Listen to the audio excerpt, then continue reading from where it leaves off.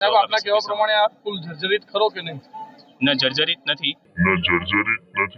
સદર બ્રિજને જર્જરિત હોવાના અહેવાલ પ્રસિદ્ધ થયા છે, પરંતુ બંધ કરવાની કોઈ માંગ અમારી પાસે આવી નથી. અને વધુમાં ગયા વર્ષે જ અત્યારે જે જર્જરિત હતો તે ઉપર વેરિંગ કોટને એમાં ડેમેજ દેખાયેલો હતો.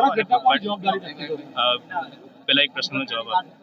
જે ગયા વર્ષે અમને જે માલુમ પડેલું હતું, અને ગયા વર્ષે ઓલરેડી એના ઉપર વેરિંગ કોટની ઉપર માસ્ટિક અસ્ફાલ્ટ અને ફૂટપાથ રિપેરિંગની બધી કામગીરી કરવામાં આવેલી હતી. અને હાલમાં ચાલુ વર્ષે બી જે ખાડા ને એવું ત્યાં બ્રિજમાં દેખાયું હતું, માસ્ટિક આસ્ફાલ્ટમાં ડેમેજ હતું, અને એની રિપેરિંગ બી આપણે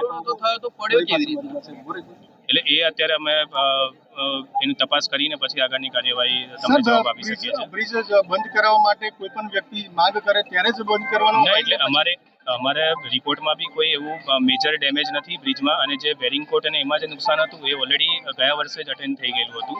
અને એમાં ચાલુ મરામતમાં અત્યારે અમારી પાસે જે મોન્સૂનમાં બી જે ડેમેજ આવેલું હતું વેરિંગ કોટ અને એમાં માસ્ટિક આટલી મોટી દુર્ઘટના ઘટી, શું જવાબદારી લો છો? કારણ કે તંત્રની કોઈ ભૂલ હોઈ શકે છે. પ્રાથમિક અહેવાલ અમને ખબર પડે કે ભાઈ શું કારણથી આ પડ્યો છે, એ પછી હું કહીશ. સાહેબ આપના કહેવા પ્રમાણે આ પુલ જર્જરિત ખરો કે નહીં? ન જર્જરિત નથી. હજુ પણ જર્જરિત નથી. આટલી મોટી ઘટના થાય છે કે જર્જરિત નથી.